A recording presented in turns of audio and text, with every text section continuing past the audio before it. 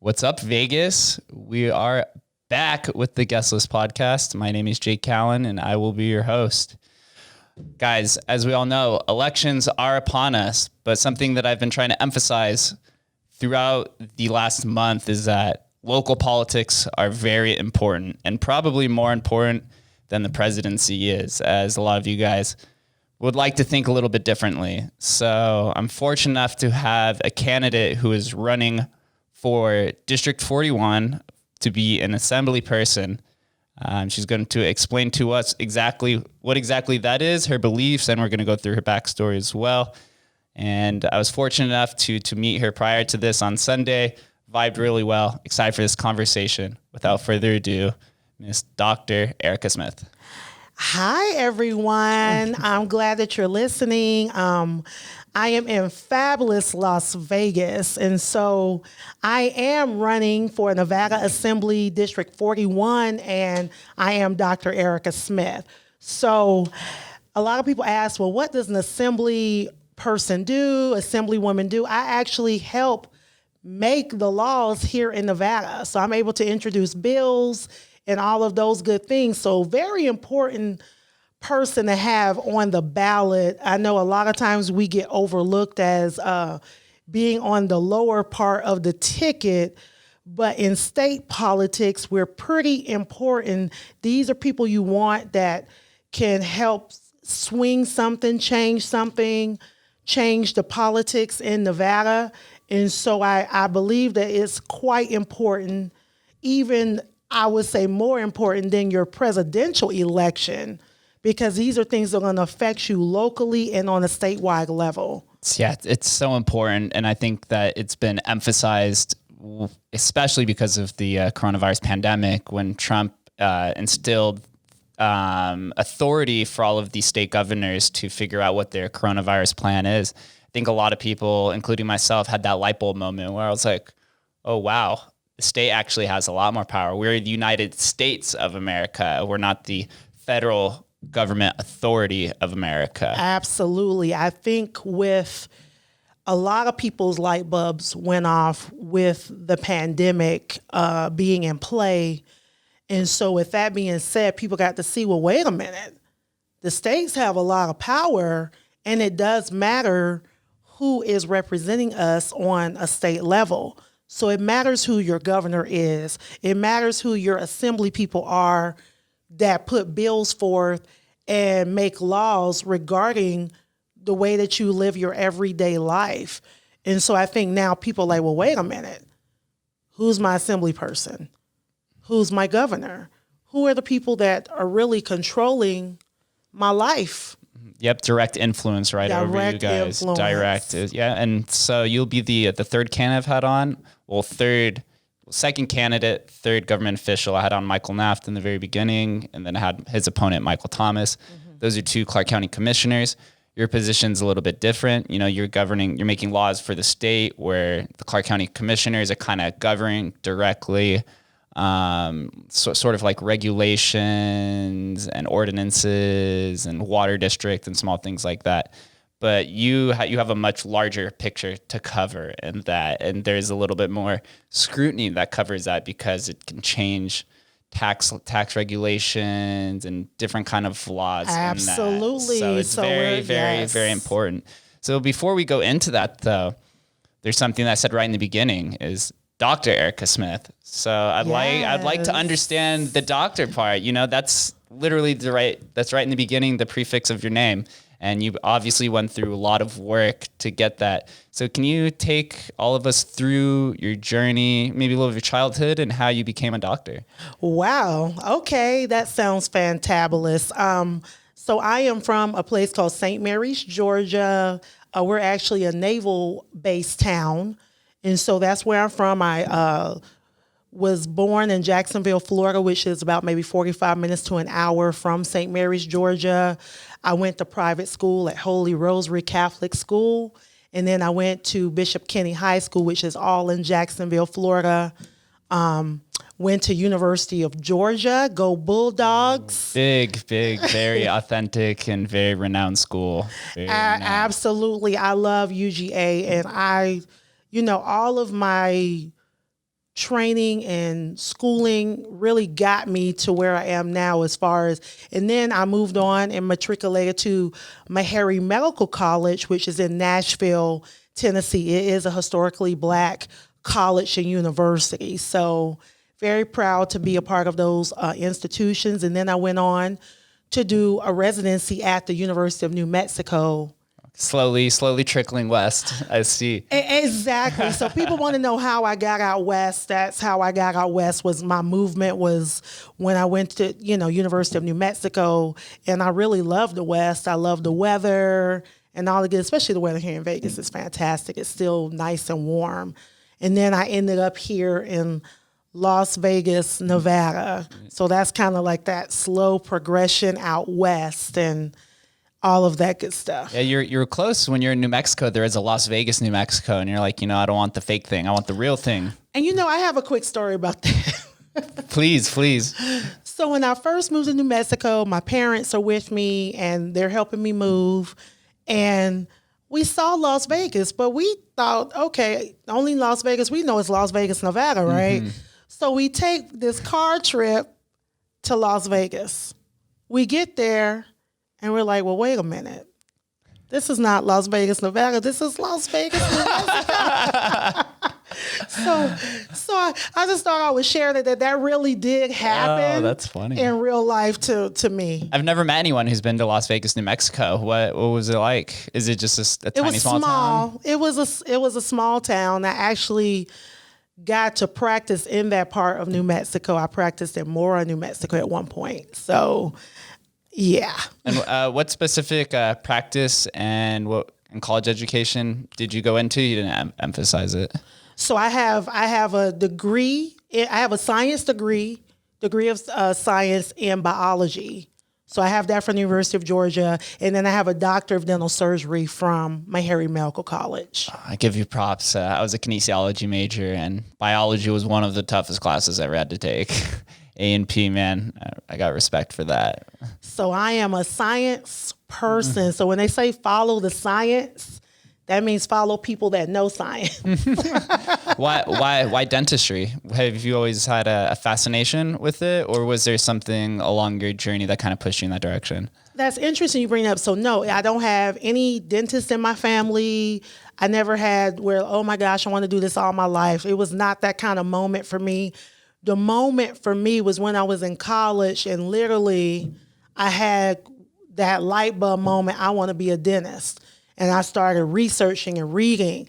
And I went and I actually did some internships and things of that nature to make sure that this was really what I wanted to do. And it was. I fell in love with it automatically.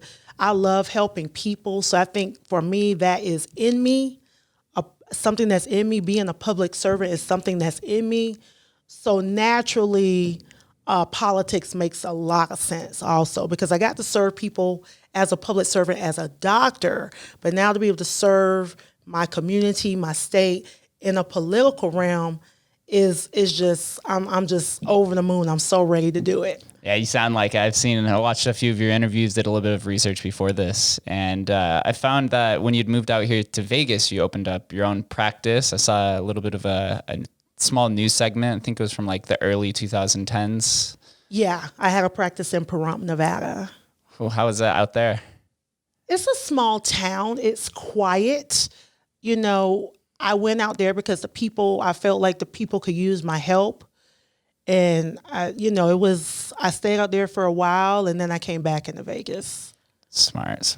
I've had a few friends that lived out in Pahrump and man, there's a lot of property, a little bit of a ghost town, and people are definitely a little bit of a variant to your typical Vegas dwellers. Absolutely. but always has a need for dentistry, and it's a hot market too as well. I have a lot of friends that are trying to go into dentistry, and out here in Vegas, the look of a lot of people is very important to their profession. Like on the Strip, everyone's classified as a model, so people have to take real good care of their teeth. It's oral health is very important, and when you smile, people see that, and of course you want a great smile. So it is important, especially if you're in the entertainment industry. That definitely resonates that you want to take care of your teeth, your gums, all of those good things. It's the selling point. It's the seller. Well, I'm out of that realm now, so.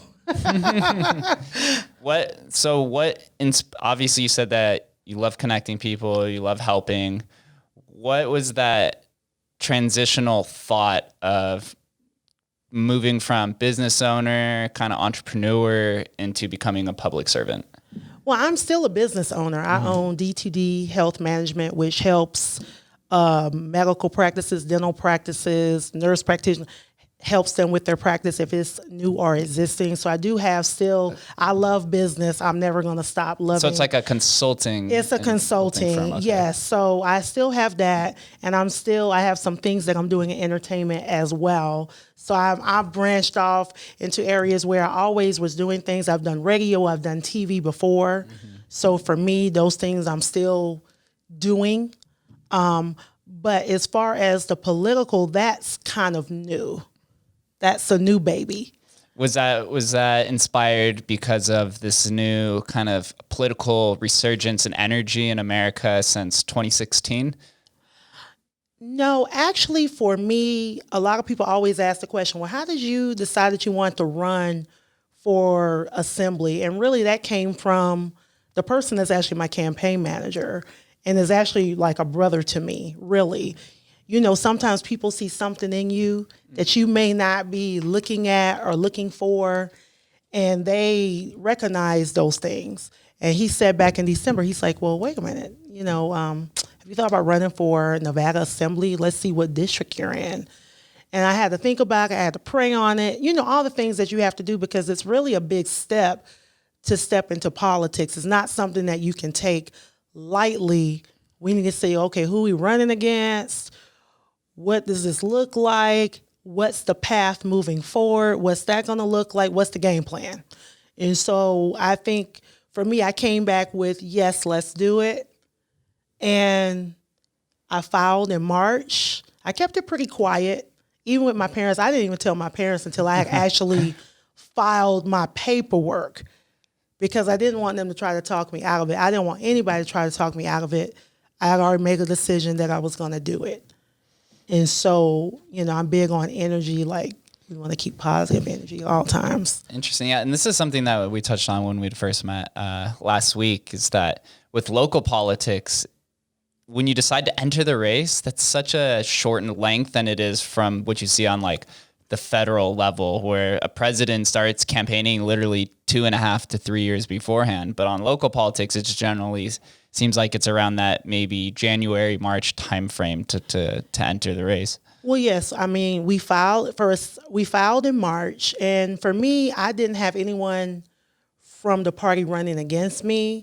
So I didn't have a primary, which this year I think worked definitely in my favor, because it was hard for anyone to really do a whole lot of campaigning, fundraising, meet and greets with people because of the COVID. So it made it particularly a different year for the political realm. And so I didn't have to do that. I really just started heavy campaigning like August. Mm-hmm. It's kind of in line and in tune with Vegas slowly reopening to T, because really all you could do in the middle of the summer was campaign on social media. But let's be honest, most people don't want to hear it during the middle of a quarantine and a pandemic. That's the last thing that they want to hear is politics, although now it's become a little bit more intertwined with each other.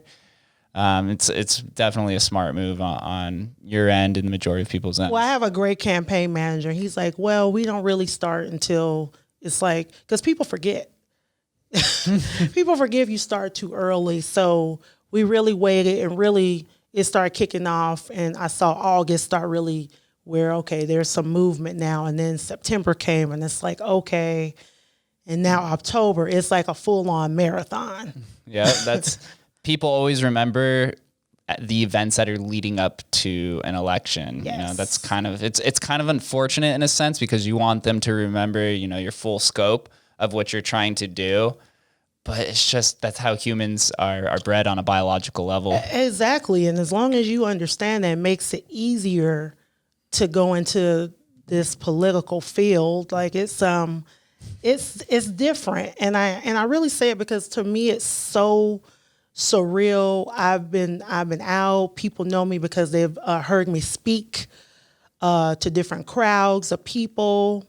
They've seen me make appearances. So I've been kind of like everywhere in a short amount of time. But I do want to talk about District 41 because I know a lot of people wonder if you live in Las Vegas or Henderson, then I want to definitely explain to you where District 41 is because you might just be in my district. So it is St. Rose Parkway in Henderson. It is Seven Hills. It is part of Southern Highlands that I also share with District 35. It is Las Vegas Boulevard all the way up to Warm Springs, so past those prime outlets. And it's also some of Blue Diamond as well. So it's a fairly pretty sizable area. Yeah, it's a fairly large district. So if you live by South Point or Silverton or M, then you are living in District 41. Wow. How many people, or what's the population of District 41? Do you know the like kind of the general number? Well, I could tell you we have over 48,000 people registered to vote in District 41. Okay. I do know that's the more numbers. That's the more important statistic. 48,000 plus people are registered to vote in that district, and then we know how those things are split up by parties. And interesting. Something also that I wanted to note on is that you said that you ran unopposed. So this this insinuates that you're part of the Republican Party. That isn't something that we had mentioned already. Have you always been a Republican throughout your life? No, I have not. Actually, both of my parents are hard Democrats. Well, because we always say hard, soft Democrat, hard, soft Republican, and then independents or other. And so my parents are registered Democrats. They're hard Democrats. I grew up in a Democrat family. I think for me, the change came about 10 years ago, and I've been a Republican ever since. I've been a registered Republican. And so for me, I think the fact that I'm also a Black American, and I know a lot of people can identify, if you're a Black American, you definitely can identify what I'm saying. We're used to growing up in Democrat families typically. And so we don't usually question those things. We go along with it because all of our family members are Democrats. Everyone has some of the same viewpoints. And so it just makes sense when you're Black American that most people lean towards being Democrat. Mm-hmm. We don't know anything else. And so for me, I've always been an outside thinker. I think I've always just been that way. Even when I look at a lot of the stuff on media, back even when I was younger, I would say the media is lying. They're not telling the full truth to people. And it's gotten even worse is really what I see. Yeah, this is on both ends though as well. Yeah, and so I think that for me, when I went down and I started doing a checklist for myself and what my beliefs were currently, my beliefs were did not line up. My belief system did not line up with the Democrat Party. And at that point, I had to make a decision for myself. Sometimes you have to be honest with yourself because a lot of people say they're Democrats or they're independents, but the way they vote is not the same as you would expect from someone that's voting as a Democrat. Their belief systems are different. And you're like, well, wait a minute, I'm not really this Democrat. I'm not really this independent. I really have Republican viewpoints. And so then it's like, wait a minute. I belong in the Republican Party. And I think that those ideals and really, I love free thinking. I don't want someone thinking for me. I want to be able to say, hey, I have a thought on that, or I have an idea, or I have an opinion. And that the Republican Party really embraces that type of thinking, that free thinking. And so I know that it's just a party for me. And I've been very well embraced. I know I was on another show probably like 2-3 weeks ago, and they said the hardest thing is to be a Black female Republican. And I couldn't agree more. I mean, it's just hard enough being a Black Republican. Mm-hmm. That's a whole different situation for those that, think conservatively. But to be a Black female Republican is a whole, you just don't see it as much, or people not as out with it as much. And so it's real different. Yeah, it goes against the identity politics that you typically see on the left-hand side. So, absolutely. So when you see that, you're caught off guard because that's all they know on the left, or at least that's all that they kind of identify with. Exactly. So I'm kind of a problem. I'm kind of a problem because it goes against the whole narrative, the whole rhetoric that the left likes to put out there, that the Republican Party is a party of just old white men. And that could be the furthest from the truth. I know, President Trump has made a lot of inroads. A lot of people don't understand that the black voice, you see black voices for Trump, you see Indian voices for Trump, you see Asian American Pacifics for Trump, Latinos for Trump. All of those different groups were ideas from President Trump. A lot of people don't know that. They think that, that's just something. No, he came up with that. Those are his ideas. That's why we have the offices all, in Las Vegas and all across the country. There are offices dedicated to those different demographics that he believes are important, which he believes everyone is important. But I think that we know that definitely we want to have some particular outreach to particular groups of people.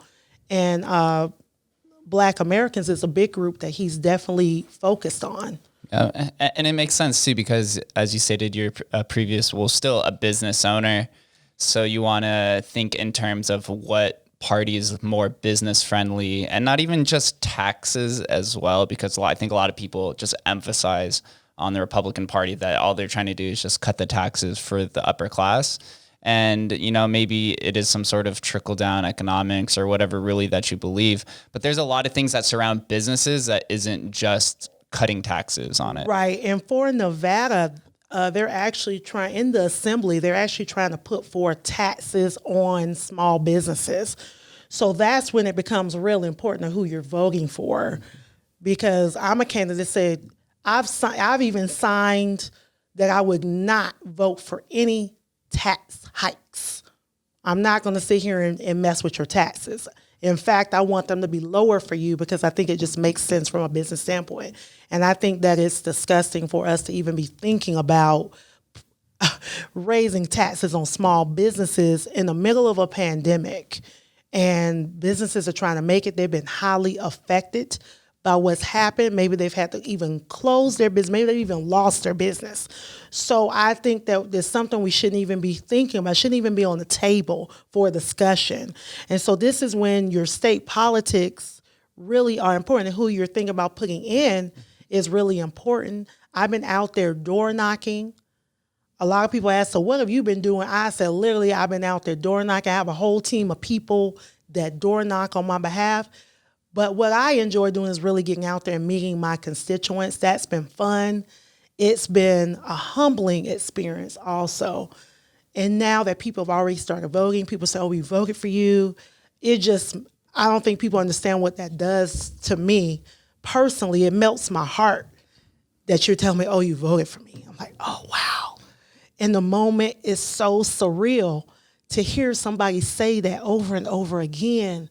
Like, I can't stop getting used to it. Yeah, it's because they see the vision that you've been portraying for so long. So yes. It's amazing to see. It is so amazing. I just want to let everyone know, if you live in District 41, I really appreciate you all. The ones that have already voted for me, you just have no idea what that does to me. It warms me.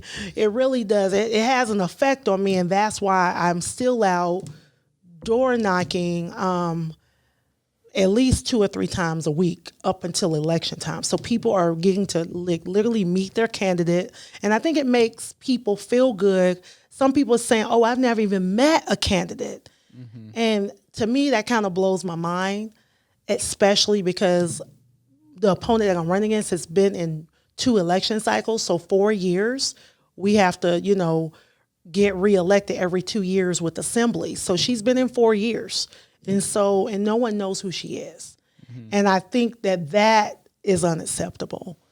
I think that is, how can you be serving people and no one knows who you are? That means that they can't even reach out and touch you. People want to be able to reach out and touch that candidate. Be intimate with the candidate. Exactly. And I think that's the biggest difference, is that I'm not here to serve myself. Mm-hmm.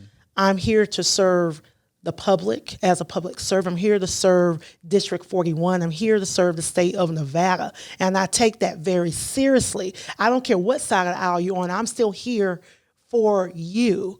I want you to call my office and say, I'm trying to reach Dr. Smith because I have an issue that I think she needs to be aware of.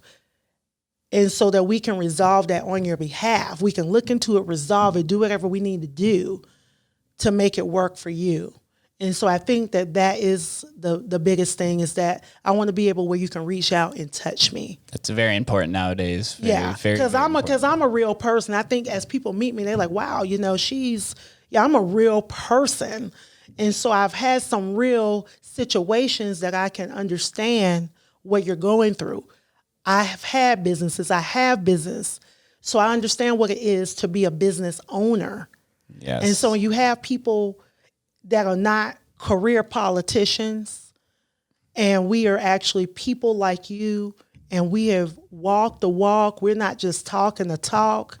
Then it makes a big difference. And those are the type of individuals that you want to look at putting in office. You want someone that's transparent, and they're honest, and they have integrity, and they have good character. Mm-hmm. Those are qualities we should be looking at for all of our politicians. Yep. I think there's an important trend to note too that you see, and Trump kind of brought this to light, is that you see a lot of entrepreneurs or business people or something and somebody who has some significance in the capitalistic society running for office, because a lot of people are able to resonate with them because, they either work for a business, they own a business. And so there's a lot more relatability there than you see as a career politician, because that population is far less than it is than an entrepreneur business owner that's running for office. Absolutely. And I think that people are starting to really realize that they need a different type of candidate. And when they look at that, I know they can see that in me, that I'm a different type of candidate. I'm real different, but I'm different in a good way, in a positive direction. And I think, I would like to see Nevada grow, have more diverse types of industries coming to our state, which means we have to keep, a lot of people say, well, I moved to Nevada because it was business friendly and it was this and that, and there were low taxes. And so I think that we can't move away from that. No, we definitely can't if we want to bridge the gap off of the tourism industry, which, it's always going to be a significant part of Vegas. But if we want to be on the world stage, like on LA and New York and London and some of these other cities, we can't just be tourist dependent. Absolutely, because we see what's happened. We're very heavy tourist dependent, and that affected us heavily every time we get hit. And we and Nevada takes a hard hit every time. So I think that for us to kind of mitigate that and minimize those effects when hard times come, we need to be able to diversify the industries that are here, but to be able to bring those industries and make Nevada attractive to those other industries, we have to have certain things in place that make it business friendly and keep it business friendly. What other policies or laws or things that are on your mind that you can help with small businesses and District 41, or even lobbying with the Assembly together, that doesn't directly involve keeping tax rates where they are? Are there any other ways that you can affect small businesses? I mean, I think for me, I've been reaching out to some of the small businesses in District 41 just to see how they're doing, how's business going. And I think that for me, I would like to get a little bit more feedback. Okay, so that's how you directly affect them. Yeah, I want to get some feedback because I need to know what more do you need for me to do or to bring to the forefront on your behalf. Okay. And I think that that's important because I know it's not just taxes. That's only a small piece of what we need to do. There's other things that businesses are needing, like maybe they need more PPP loan money. That's more on a federal level, but I know there's some things we could do on the state level too to make sure that our businesses are getting funding that they need to be successful, because we want to make sure that they're propped up and have enough so that they can pay their employees and keep a business running smoothly. It is, yeah.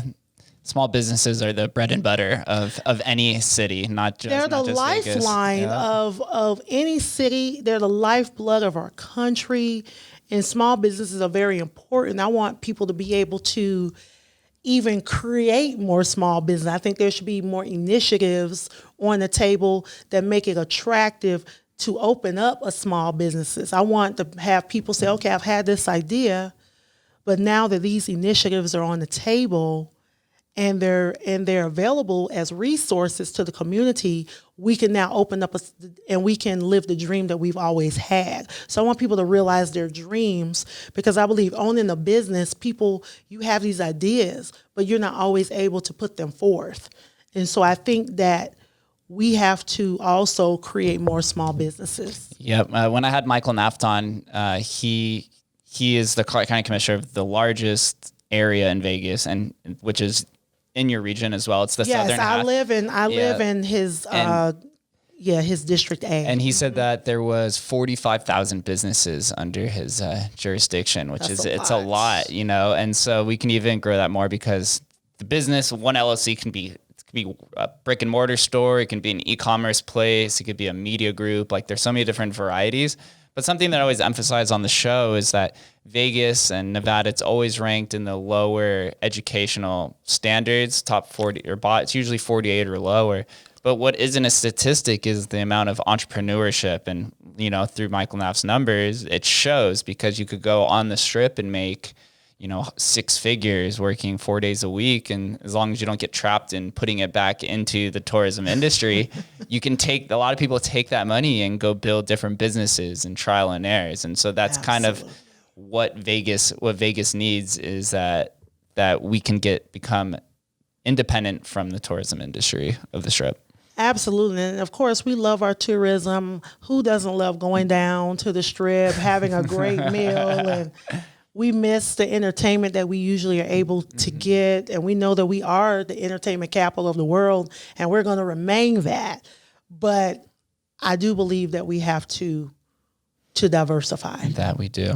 So outside, let's get off of the small business and business account. Are there any other important issues or interests or policies that are on your mind right now? Yeah, mental health is big. Our state really needs to focus more on that. There are some things that have fallen through the cracks that have been brought to my attention in terms of mental health. So there are some things I want to introduce on that. I also want to look at doing some other things. Of course, dental health and physical health is always big on my list of things. Education is always super big, because I believe in education, apparently, because I've gotten a lot of it. But I'm big on school choice, making sure that children that are in underserved communities and areas can get to a school where they're going to have a better shot at being better educated. So is this take out the zoning verification or zoning areas of schools? Yes. I do like that idea, because I graduated from Chaparral High School, which is a lower middle class area on the east side of Vegas. And if there were more opportunities for us and a lot of the other students, I don't think the graduation rate would have been under 60% every year I was there. Oh, that's terrible. Mm-hmm. Yeah, and that's the thing. I want every child to have a shot at a great education, because I know what it looks like when children have access to good education. And I know one thing that President Trump is looking at doing is giving out vouchers for Black children to attend private schools. So that's one of the things that I think is great. And I'm just like, I'm for it, because I just want to see people better educated, having access and having those resources, because I know I had a great education. I know that it shaped my life in a very positive way. Had I not been able to have access to private school education, and I don't know where I would be right now, honestly. So I know that it makes a difference. Yeah, it seems for more case now, the way for people to get, or students to get out of the lower economic area, is through sports. But I think that only that lane only shouldn't be the issue. There should be Absolutely. multiple avenues to get out of that. So I think a grant is a great idea. Because not only do we need people being in sports or entertainment, we need them being scientists. I mean, we should really know that now, especially with this whole COVID pandemic. We need smart people. We need scientists that can develop things, develop cures, develop vaccines, develop drugs that help with different types of disease. So I just think that we need to focus also on the science, focus on educating people we need more doctors. We do. Our society's kind of gone away from the science trail. I think since 1970-ish, Peter Thiel, who's one of the most popular, infamous venture capitalists in the world, he said that after 1970s, America entered this place called the Great Stagnation. And what he means by that is a lot of the higher educated people of society opted to go for financial services because they basically had their eyes on the dollar rather than pushing society forward. So there hasn't been that much innovation since then in terms of the hard sciences like physics and medical care and some other ones like that. Yeah, I agree. And I think that we should, put some more focus on creating great mathematicians and all those STEM fields. We definitely need to push our children to doing more of those things, especially if a lot of these children are very gifted. Mm-hmm. And we just have to look and see what those gifts are and really help develop those gifts. And sticking along the lines of science, I'm just curious, what is your opinion been on the whole COVID pandemic and masks within businesses? I think that kind of intertwines a little bit with what we've been talking about. Should the owners of businesses have the decision for customers to enter their practices with or without a mask? Should that be on the business owner or should that be on the government? It's funny that you asked that because I have a lot. Let's go. I have a lot of opinions. As a doctor, I have a lot of opinions on a lot of the rhetoric that we've heard. And it's funny because I speak to my physician colleagues and I said, what are y'all thinking about this whole mask thing? Like, what are your thoughts really? Because I speak to people that are business owners. They don't work for anybody. So we can kind of be free thinkers and say what we want to say. We're not controlled because we don't work inside the hospitals or inside of institutions. It's different when you work for people. You have to kind of go along with what they want to do. But when people own their own businesses, they can really say what it is. And you can say, okay, I know they're telling the truth because they're not bound by anything. As I spoke to some of my physician colleagues, it's funny because we actually laughed about the mask. We're like, wow, the mask, like that's not going to do anything. And the reason why we're saying that from a science perspective is because we know that the coronavirus is such a tiny particulate. It's so tiny that no mask is going to stop you from getting coronavirus if you're in the midst of coronavirus. So it's just kind of interesting about the whole mask thing and how now we have these mask mandates that really aren't legal. Yeah, I think a few governors have actually been sued or had a suit filed against them for it being unconstitutional. It is unconstitutional and it is an illegal mandate. And so, but it's also interesting to me to see how many people don't fight it. They just kind of say, okay, and they go along with it. And it's really just, how much stuff are we going to go along with that makes no sense? Mm-hmm. If you want to follow the science, then really follow the science and deal with real scientists and real doctors that know what they're talking about. Don't just try to get the doctors that you paid off, they're going to say what you want them to say. And that's the problem that I have, that I feel like our public is being misled. And I don't like it. Mm-hmm. Let's keep it real and all the way 100 about what it really is. Is it for politics? Most likely. And And that's the problem I have, is that when we're using a real situation, people are being locked down because, oh, we have this pandemic. Now you're politicizing. I think that is wrong on so many levels. Let's keep it to the science. Let's not bring it over into politics. It does not belong there. And so I think that I'm not for the illegal mandate that we have here in Nevada. I see how difficult it is. Yeah, we've seen a few businesses actually get shut down from I'm not sure what enforcement agency came in, but yeah, they're coming in. Cited them. Yes, they're coming. The governor has put people out because he knows that it's illegal. And so what happens is now he has to push it on to the business owners, as if the business owners don't have enough on their plate to deal with, okay? Mm-hmm. Now you have to sit here and babysit people wearing a mask and all of these other things. And so he has to put it on them. And the way that he's putting it on them is they're sending people into people's businesses. Like, I don't know what enforcement agency is. And they're actually fining businesses. I know a few have actually had their business license removed or revoked temporarily. Yeah, and so that kind of stuff I don't agree with. I don't like it, because now you're putting the burden on businesses that don't need any more burden on them. Aren't they burdened enough? Come on now. So but he knows it's illegal. They know it's illegal. And that's why they're putting it on the small businesses to dictate to their customers and to their clients and all of these things that, oh, you have to wear this mask. And of course, the businesses are going to do it because they don't want to be fined. They don't want to lose their business license. So of course, I understand as a business that they have to do that. But was it the right thing to do to businesses? No, it's not.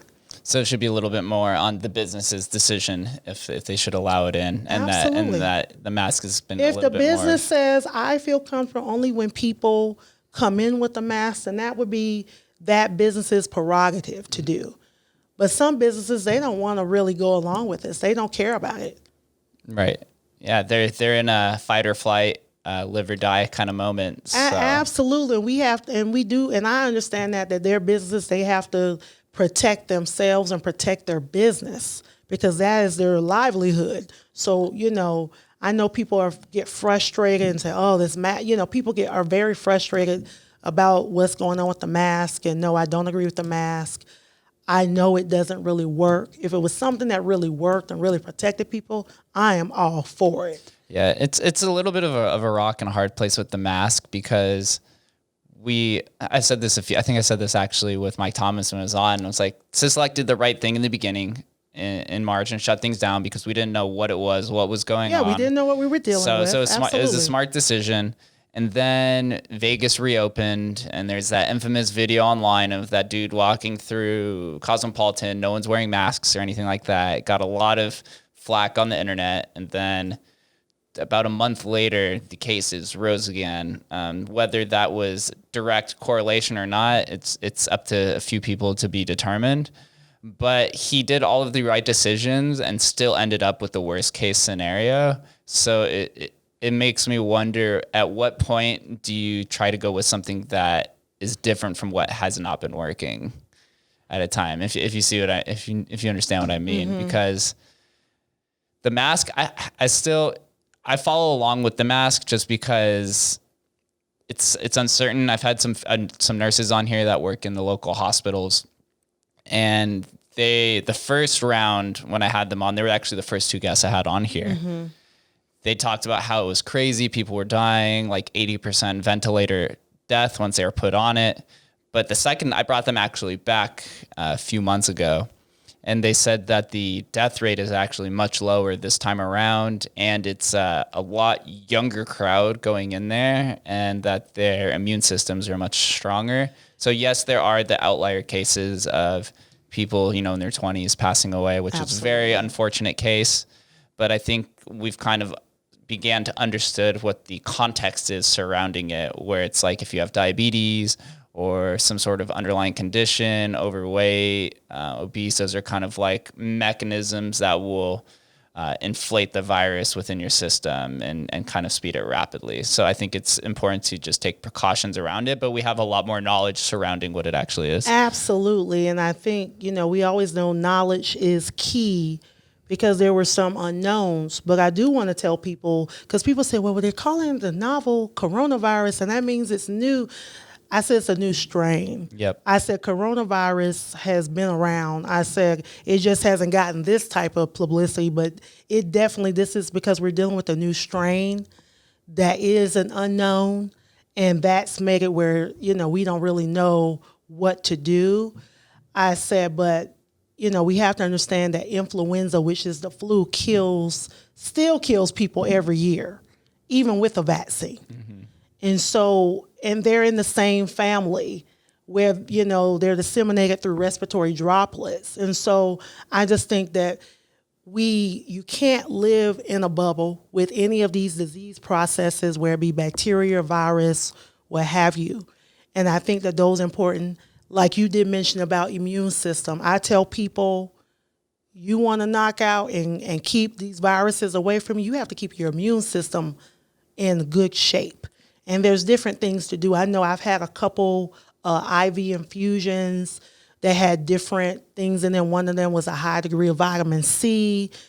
It was a wellness one. And I mean, those type of things work well. You want to make sure your immune system is intact, and you've done things to heighten your immune system so that you're not as susceptible to the different viruses. That's something that you don't see in the news. And I wonder this too, at a lot of podcasters that I listen to mention this, is that vitamin D, I think it's zinc, and vitamin C are three supplements that you should be taking that actually decreases the severity of the virus if you happen to get it, or even the contagious levels within that itself. Yes, vitamin D is also another one. I heard an infectious doctor talking about just yesterday, actually. He talked about taking 1,000 IUs of vitamin D. I was like, wow, I need to go pick up some vitamin D. Right, he said that is keeping people from getting sick. It makes me wonder why they don't ever talk about this on the news. I mean, it does make you wonder, but see, then you have to also wonder, are there other underlying hidden agendas why they're not saying, okay, well, these are things that you can do to help you be less susceptible to the virus, or really any virus. And so I think that they should be putting that information out there, but they're so busy trying to have people scared and living in fear that they're not thinking about, okay, well, these are things that we could do to kind of help people as we're learning more about the virus. And I think that those are things that they should be talking about. Yes. Those are things I want to hear about. So I was all in tune to listen to what this doctor was speaking about, because I think that I'm like, okay, I need to go get some vitamin D pronto. Yeah. Yeah, vitamin D diet. There's a term that I think politicians and financial, I guess you could say financial overlords use all the time, and they say, don't ever let a crisis go to waste.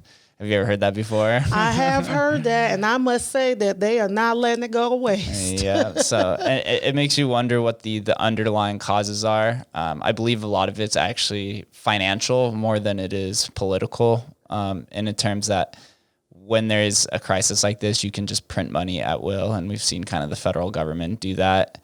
And they're probably going to do it again. Yes, so. they probably are. And I mean, a lot of people are hurting right now. So and the people do need to be bailed out. Yes. We build out corporations all the time. So I don't see any problem with bailing out people and helping them in a time of need, because I think that people do need that extra help right now. They really, really do. And so I'm all for it. Let's help the people. Let's get money into the hands of people and help them get through what we are deeming as a crisis and a pandemic right now. So I think that that's very important. I'm not opposed to that. That's good. Yeah, that's something I just tweeted about recently too, was that why are the people always bailed out last? It doesn't make sense. Yeah, and I would agree with that. Mm-hmm. It does definitely look that way as we bail out all these big companies, and it's like, okay, the small guy really needs our help, and we need to pay attention to that. Yeah, and that'll increase stimulus that goes into small businesses. Because I want to see the Nevadans do well. Mm-hmm. I mean, that's at the top of my brain at all times. Like, okay, that helps people in my state, that helps people in District 41. So whatever we can do to make it easier for people to live their lives and to try to get back to some type of normalcy, I'm all for it. I believe in that 100%. So there's actually another question that we talked about briefly before we started recording, was that, when you are elected, you have to go up to Carson City, correct? Correct. But then you're also going to have to balance your business as well. So just take me through kind of that balancing act that you're going to have to do once you are in Carson City. Well, yeah. So when I'm in Carson City, I have to be there for 4 months starting February 1st. And so I actually have to have a whole living situation up there, all that good stuff. I don't think it's going to be hard to do any balance because I can do things remotely. And I have so many other things that I think, some of it can come to me if I can't get back and forth like on the weekends or anything like that. So I don't think it's going to be a bad balancing act. It is going to be a different lifestyle because I'll be in Northern Nevada versus Southern Nevada. But I'm ready. It's game on. Ready to take on the world. Ready to take on the world and to take on any obstacles and really just to fight for the people of Nevada. I think that they deserve someone in office that's going to fight for them, not sit quietly in the night. That's not where they're electing me. They're electing me because they know I'm a fireball. And that's the kind of person that they want representing them, that's going to go and do some waking up. Yeah, you have to. Yeah, so they're looking for people that will fight for them. They're looking for someone that doesn't mind putting their name. No, I don't mind. So let's do it. That's good. It's something that I've noticed too. When it comes to local politics, it seems like there's a lot more similarities within candidates than there is differences. And I think that has to do with, I see it. I think it has to do with, I'll let you speak after. I think it has to do with that you're governing much less people. So it seems like sometimes there's just a few bottleneck areas that are maybe the main inflection points between candidates.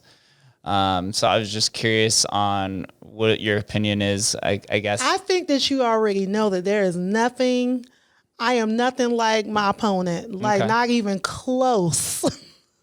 What is your main, opposement of what she has been portraying over the last 4 years? Well, when your only objective is guns and guns massacre, I think that is not adequate. I think that the people that live in District 41 have a lot more issues that they would like to talk about than gun massacre and anti-gun. I just think there's a lot more on the table. Okay. And so for me, and I think that you did some research and you saw that was the only thing you could find. And so that should let people know that you're now dealing with someone that's now saying, hey, I know you have some other issues that we need to focus on. Let's focus on the things that matter to you, the things that are affecting you and your family. And I think, being anti-gun and gun massacre being the only thing that you run on is inadequate. And I believe that District 41 deserves more, and they definitely deserve better. They need someone that really understands that there's more to it than just that one issue. While we're on it, though, what is your opinion on gun control? I'm pro-gun. I'm definitely pro-gun. I want you to have your guns to protect yourself, protect your family. I have no issues with it at all. Okay. Would you agree that there should be more background checks or some sort of mental health check when owning a firearm? I could agree with maybe the mental capacity checks, mental wellness checks. I'm not opposed to that. Mm-hmm. Yeah, that was something that we'd emphasize, is that in 2020, I think everyone has woken up to how important and vital mental health is to us all.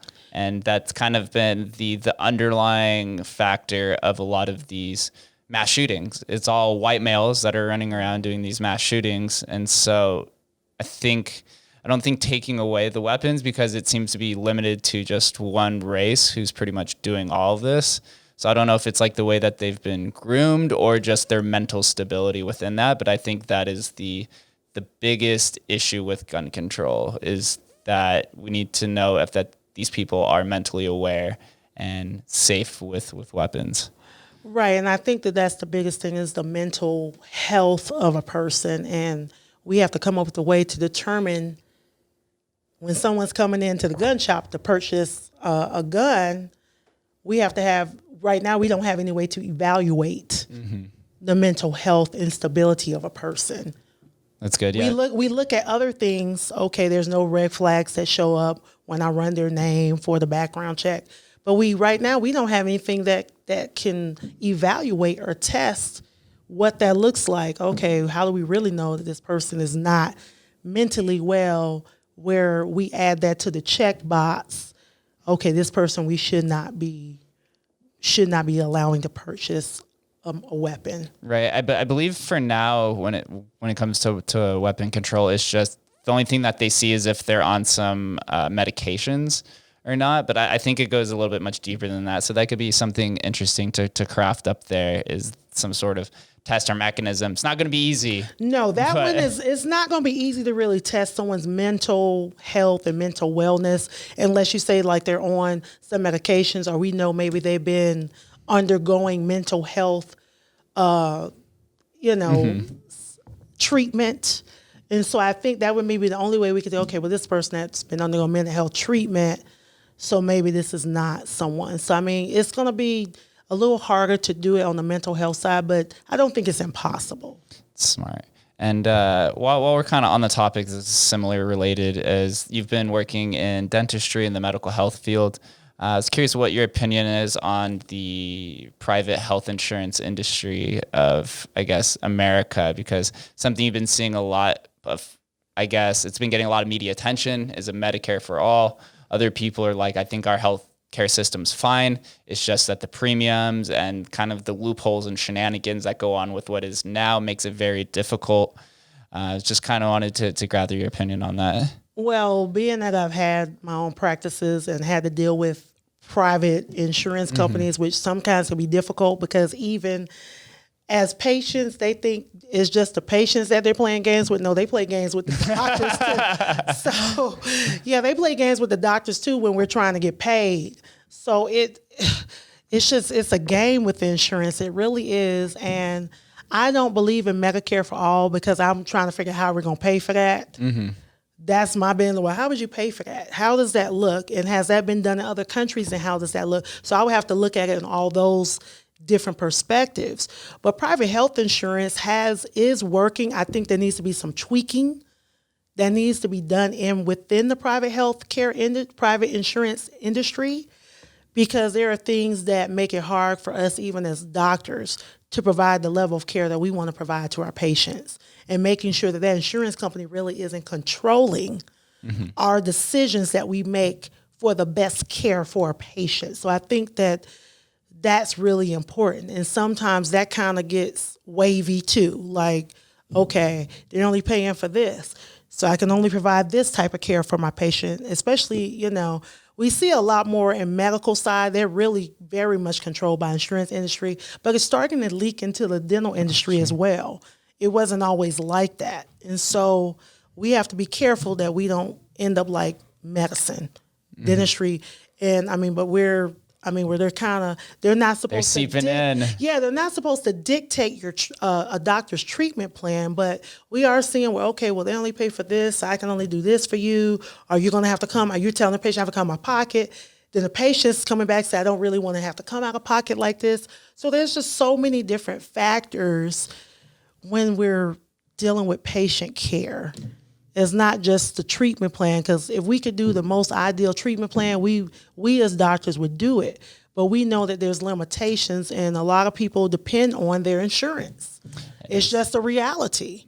Yes, that it is. And especially now with businesses being closed, like I'm about to lose my insurance now that it's been about 6 months. So a lot of people are starting to get on that edge of wariness, because a lot of insurance that is given out is through the employer. So without that job and that tie, it's kind of like a double negative. Yes, it is. And it is a scary time for people, period. I mean, there's no other way to discuss it, but say it's just a scary time for people. And, we have to be able to, politics is crazy. The news cycle is like every hour now. It's wild. Yeah, I mean, we're seeing a lot of crazy commercials. I mean, the time I'm at home, I'm like, oh my goodness, this is some real mudslinging right here. And I'm glad I don't have to deal with that type of campaign. But it's just like, wow, it's overwhelming. This smear campaign, the smear campaigning is on. And I don't know how people really feel about that. Like, I'm glad that, I don't have to get into the boxing ring with my opponents. Yeah, you want to portray what your best ideals are rather than your opponent's negatives. Exactly. And people know that I am all about talking about me and not talking about anybody else or giving anyone else any notoriety. You're not getting famous off of me, boo. So, we're going to keep the topic on me at all times. And I'm really all about that and what I plan to do, because I think that that's what people want to hear about. No one really cares. I mean, people are not blind. Mm-hmm. They see what's going on in our state. When, we have all of these things coming down, we have different things where now we're all being mailed a ballot. I mean, it's just, and there was a lot of talk about how that came to be. And so it's really, the problem is that it's the things that are behind it. When you're trying to say that you're really trying to protect people from COVID and from the coronavirus, but come on now. Yeah, I think I can't believe that because if you really believe that you were doing the right thing for the state of Nevada and you knew that everything was on the up and up and you were on the right side of this thing, you don't have to pass bills in the middle of the night. You don't have to do it that way. See, if you know that you're doing things that really say, I care about the people of Nevada, I care about their health, I care about their well-being. If it was really about that, you don't pass an AB4 in the middle of the night. You know who does things in the middle of the night? Thieves. Ooh, yeah. Thieves do things in the middle of the night because they don't want it to be seen. They want to be under the cover of darkness. And so I just want to resonate that with anybody that's listening. Just think about that. So if it were really about your health and your well-being, I'm all for it. But we're going to the grocery stores. We're going to Home Depot. We're going to Lowe's. No problem. We stand in lines. We stood in lines. Mm-hmm. So there's no issue with you standing in line to cast your vote and to make your voice heard. But when we start making things about politics and we're really trying to just make it what it's really not, and we're putting it under the false hood of, we're really just trying to protect you. We really just want to protect you, and it's really not that. That's when I have the problem. I do want to mention I am pro mail-in ballot, but I have seen some concerning things about it. My uncle told me that he actually received a mail-in ballot from my great-grandfather who passed away in 1998. Exactly. And those are the things. And also I had something, I had a constituent that said that had a rejected mail-in ballot, and our campaign contacted that constituent, and basically he was like, I haven't even mailed in a ballot. I plan on voting in person. So those are things that are scary to me, that are concerning to me. Because people say, you guys are just saying this no. These are real things that are really happening. Mm-hmm. And I got to see it last week. And when I'm speaking to the gentleman, I'm like, what do you mean you haven't? It says you have a rejected mail-in ballot. Like, what are you talking about? And he said he had not even done a mail-in ballot.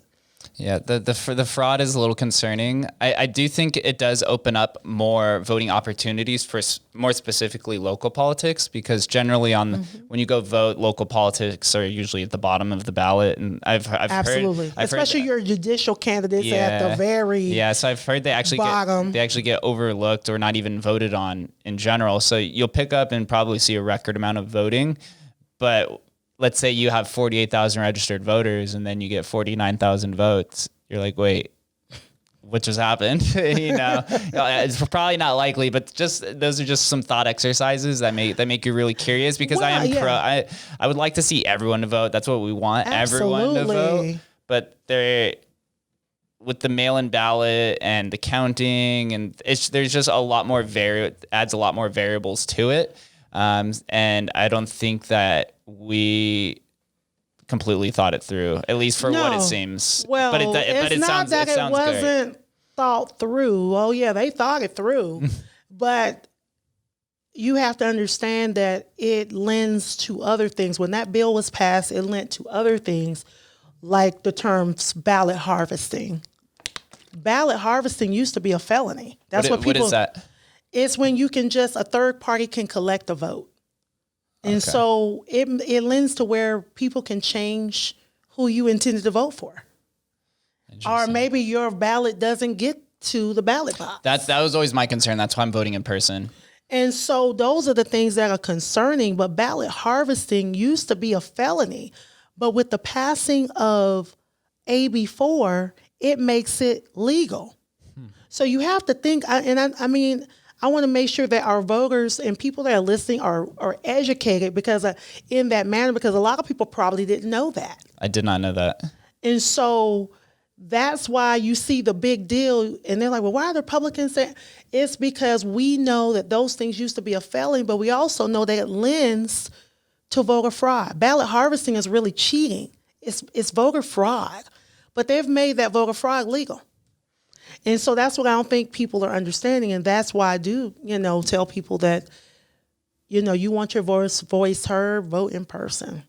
It's tough because there's two ends to it. There's the ballot harvesting, which you just told me. And then the term voter suppression is what you've been hearing echoed for decades, at least, about, that's what a lot of people on the other side are going to claim, because the people who are maybe older and can't vote, or they do have real concerns about COVID. There's so many different mechanisms to it that it's hard to know for sure. But if you're that concerned about COVID, then there's a process for that called you can request an absentee ballot. And so a lot of people wonder, well, what's the difference between requesting an absentee ballot and have these mail-in ballots? The difference is I have requested it.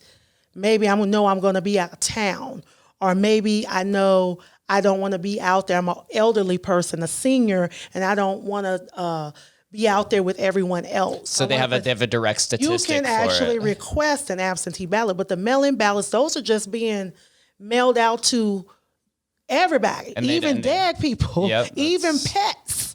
So let's be real. So, I mean, these things are real concerns. And it wouldn't be bad if they would have taken the time to go through and really scrub those voter registrations to know, okay, this person's deceased. Okay, well, let's remove them. Okay, this person's not a real person, or this is a pet. But there was no scrubbing in any state of any of the voter registration. So I think that's where the problem is. Had there been time to do that, but they rushed that thing through 90 days before it had to happen. So there was no time to properly, scrub those voter registrations to make sure that person, maybe they didn't move. They probably had a new address. So, that's the concerning things that I have with that particular bill and with the mail-in ballots. It's a very valid. Let's just keep it fair. I don't mind you voting, because I think you should be out there exercising your right to vote. But we have to make sure that it's a fair process, that it's a clean process, and it's an efficient process. Yep. Seems like early voting has seen a large amount of numbers, which is great to see. I'm glad to see it. I do think we should make Election Day a national holiday at some point. I think that needs. I think that would be great. I think people do deserve the right to be off, because voting is very important. And, anytime we're voting for any of our president, or our state governor, or our state senate, or our assembly, or any of our lower tickets, our judicial candidates, we need to have time to be able, I'm all for it. Process. Absolutely. But it's one thing we didn't talk about that I want to talk about briefly.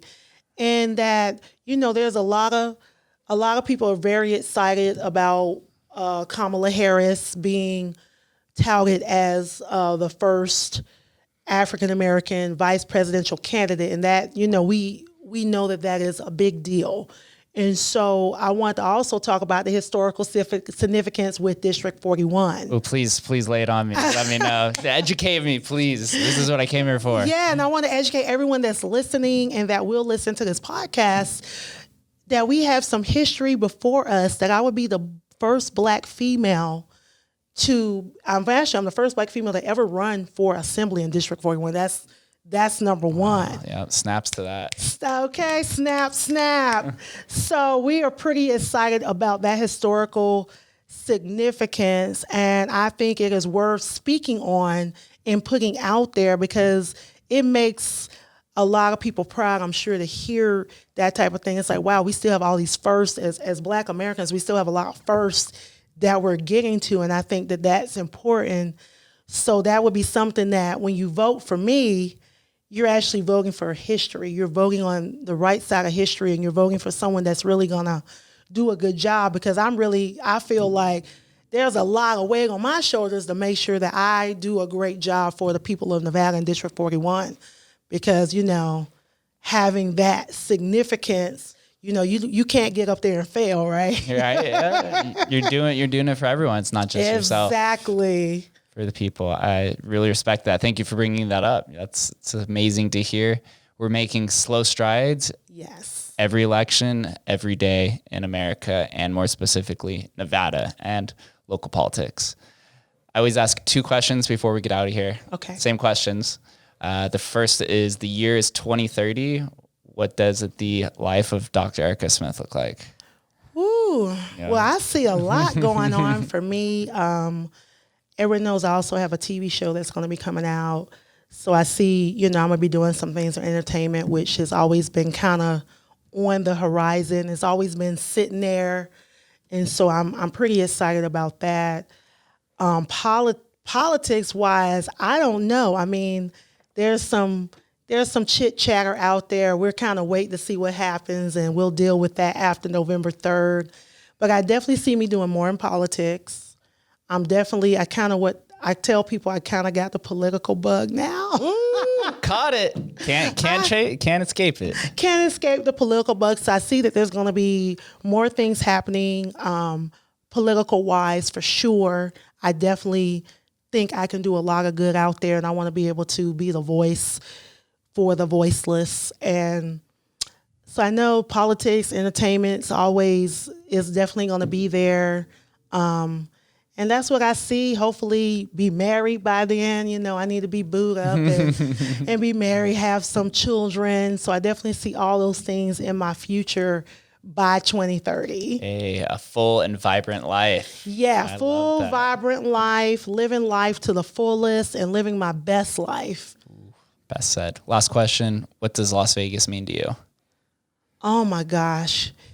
Las Vegas means so much to me. You guys, like I said, as I get to meet more and more of you, and I'm looking forward to meeting more of you this week, you have no idea what it means to meet you, to hear. I've had people just want to have very long conversations because they have a lot on their mind. They have a lot to say. And I'm glad that you choose me to hear what you have to say, and that you feel comfortable enough that I'm approachable to be able to talk about these things and talk them through.